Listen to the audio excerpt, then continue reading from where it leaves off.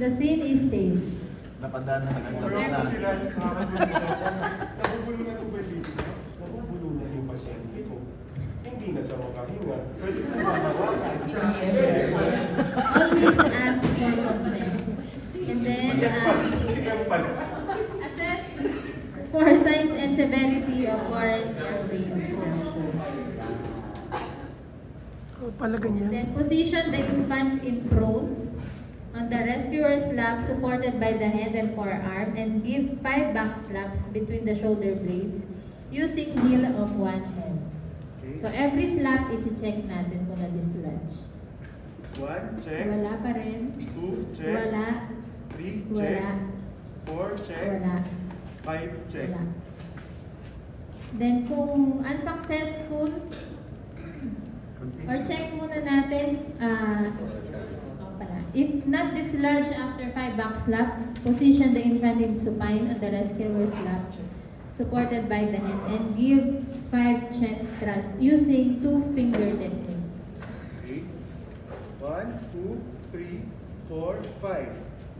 And then check yung oral cavity kung visible yung foreign body. So kung hindi pa rin, Gagawin natin. give, ano po gagawin?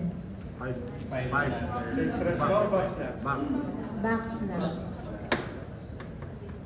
So dyan po alternate. Dyan po nagkakaiba yung adult at saka infant. 4, 5. Kung wala pa rin, hindi pa rin visible, chest thrust. So palitan. Unlike sa adult, pag hindi successful back dun sa slap. back slap, continue Unlimited. lang sa abdominal thrust. Hindi na po tayo babalik sa back slap. Okay. Okay, after giving 5 chest thrusts, Yan. Check the oral cavity. So if the foreign body is visible, Unahan natin ito use bukas, mas madali. fingers Unahin natin. or perform fingers Apat naman yun. using your Kasi lahat or makikipag-unan sa... kung child Ay, yan, naman siguro yan. kasya naman na yung index. Pero sa infant, usually yung pinky finger. And then if the infant becomes unconscious, sa lahat ng unconscious na victim, lay on a flat surface and call for help. ating nakapula, tumawag po kayo ng tulong, magdala po ng bagbal, AC at bumalik po kayo kaagad sa akin. After po na calling for help, ano pong gagawin? Start 30 chest compression. CPR, Yes. Using 2 finger technique. okay. 1, 2, 3, 4, 5, 6, 7, 8, 9, 10, 12, 13, 14, 21, 22, 23, 24, 25, 30 din. 29, 30. After 30 chest compression, Check. open the airway by sniffing or neutral position. Then check the oral cavity for presence of foreign object every after 30 chest compression. Yan. Kunyari, visible na.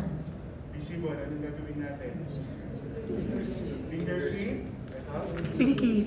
Yung Okay, pagkakuha natin, anong gagawin? Carefully remove the gloves inside out with the foreign body unit and then immediately change a pair of gloves. Nakapag-issue tayo ng gloves. So after po nun, ano po i-check?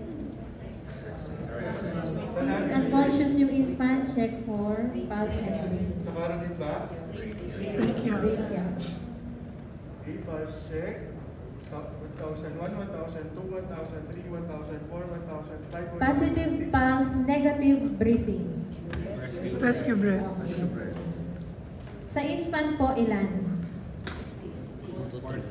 40 to 60 breaths in 2 minutes. And then give 1 breath every 2 to 3 seconds. Every 2 to 3 seconds. Okay, so breathe 1002, 1001. Breathe 1002, 1002. Breathe 1,002, 1,003. Breathe 1,002, 1,004. Breathe 1,002, 1,005. Breathe 1,002, 1,006. 1,002, 1,007. 58 na. 1,058.